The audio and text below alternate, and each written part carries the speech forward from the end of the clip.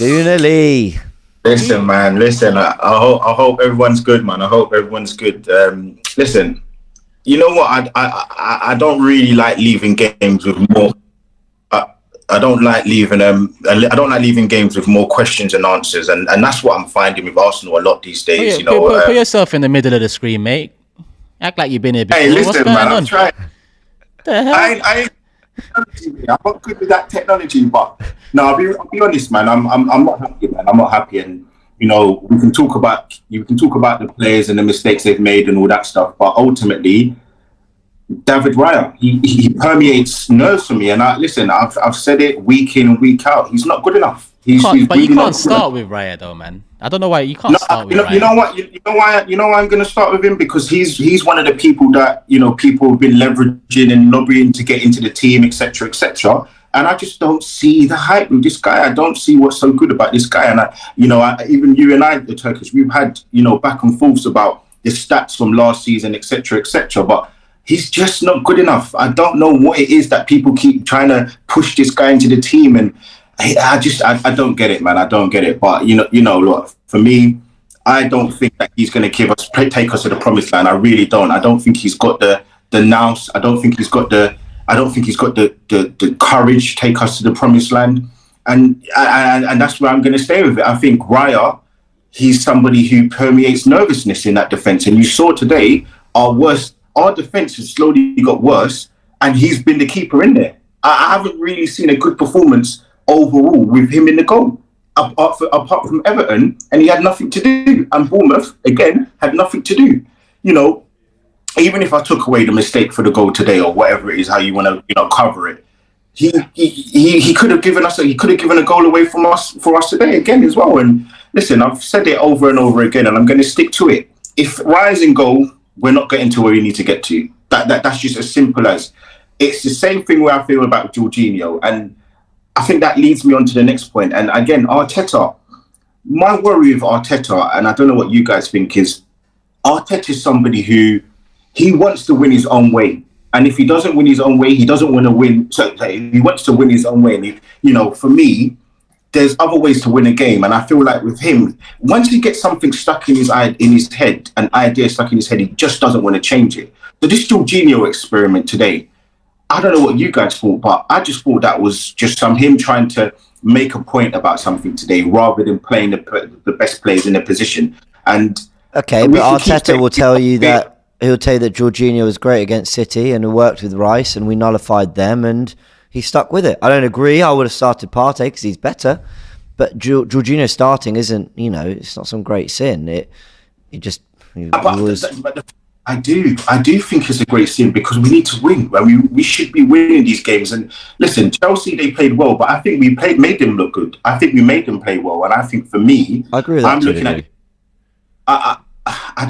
I don't think Chelsea were as good as. Well, I think they were good, but I think we made them look better. I think that Chelsea, when they didn't keep the ball well, I think that we should have, had a different kind of way to leverage that game, and I just don't feel like it was good enough today, honestly. And I just feel, for me, Arteta is somebody who slowly but surely, if he doesn't win his way, he doesn't want to try anything else. He will rather lose the way he wants to play. And I know you should fall on your sword, but there are other ways to skin a cat. And as I said, my main thing is, if it looks like BS, if it smells like BS, it probably is. And that keeper and Jorginho playing today, it really isn't great. And my last point I'm going to say to you, ESR, I don't know how many minutes he's played today, but I feel like Arteta actually got very lucky today. And I'll tell you the reason why.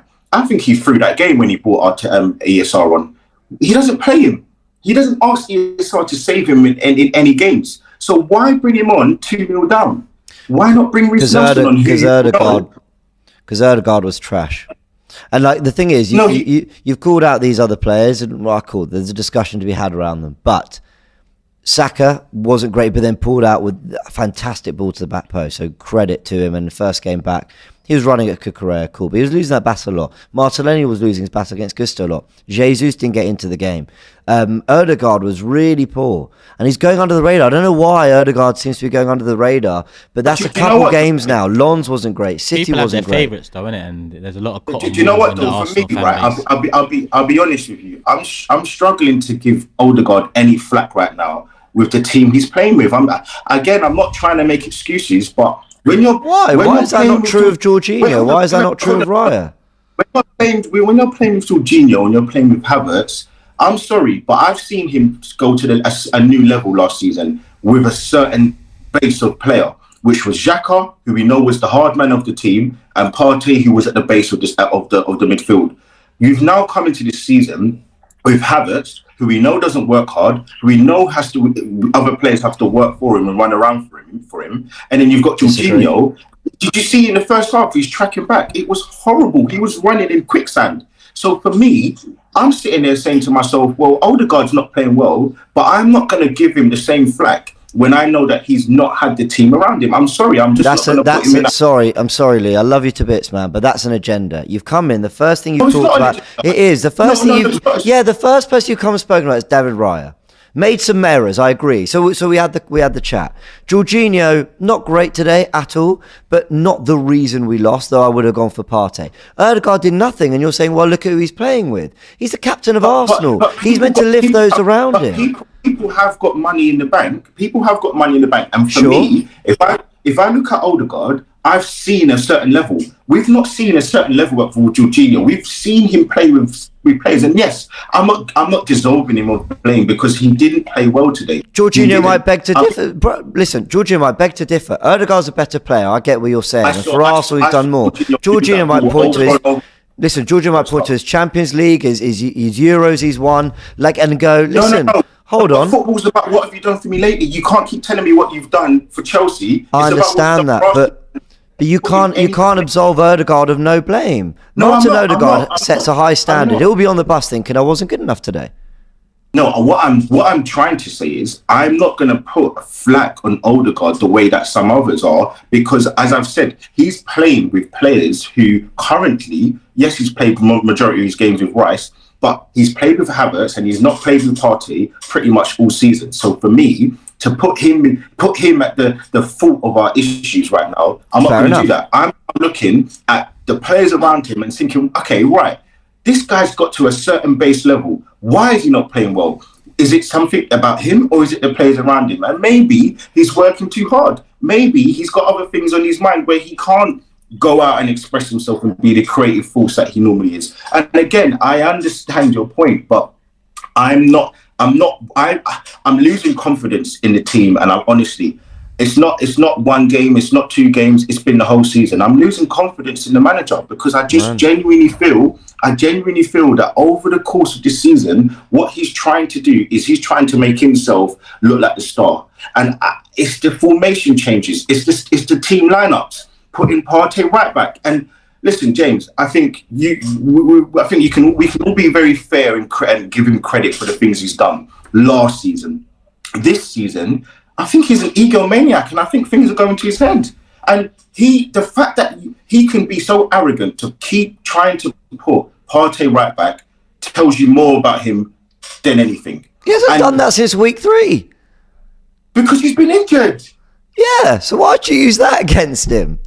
Arteta's not rid of criticism. I agree with you, but Yeah. But 6 wins, 3 draws, level on points with City, a point ahead of Liverpool, who everyone tells me is amazing. Of course there's negatives, but my word, man, egomaniac, and I agree there's an arrogance. He wants to do it his own way, but I was going too far-fetched when I said that I didn't rate Raya 3-4 weeks ago. And you still, I don't feel like I'm saying things which aren't correct, but are far-fetched.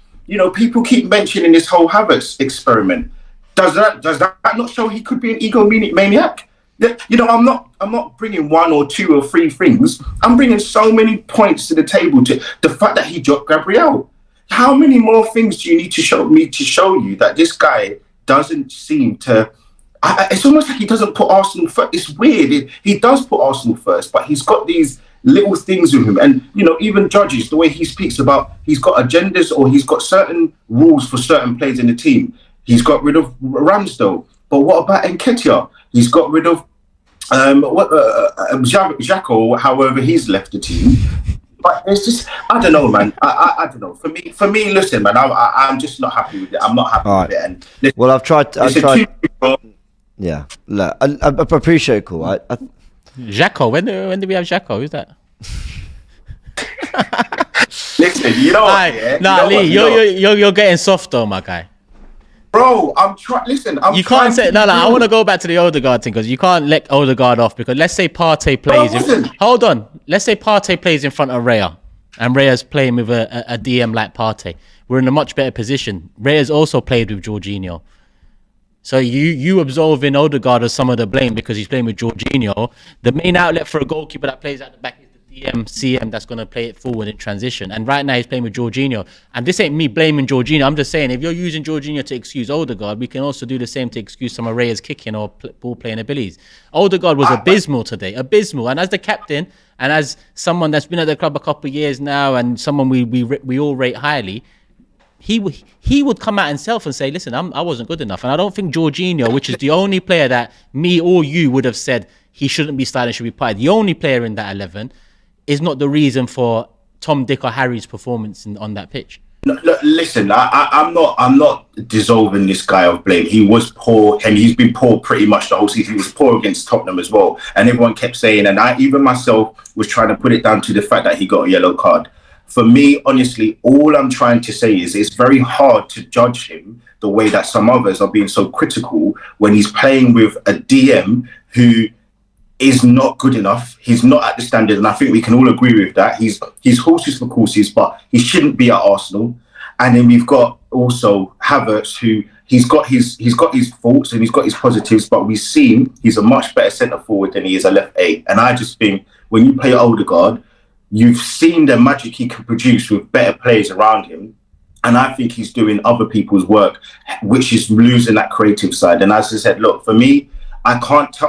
I would challenge you guys to tell me a game that Raya's played well in other than Everton and Bournemouth. Because all of these mistakes that we're seeing are all on him. It's not the team. It's not like it's a bad back part. It's all on him. Tell me how many games this season has Martinelli played well in? How many of the games this season has Saka played well in? Or Jesus, or Havertz, or Ben White, or Zinchenko, or it's only really Gabriel and Saliba that have had multiple games playing well. You're proving my overarching point, which comes down to the manager. Which is why I'm. I agree with. That I agree with. Yeah. Do you know what? Let's. We've got fan zones running in the week. Let's get you on, Lee, if you're up for it. Yeah. Either we get you in or whatever, and we'll debate the Raya stuff, because I know you feel passionately about it, and I know that you feel that Arteta's overthinking it. We have touched on that before. Is Arteta's own arrogance that maybe he wants to do is more his way than whatever? But ultimately, I disagree with a lot of what's said. But hey, what's better than a a lively debate on on AFTV?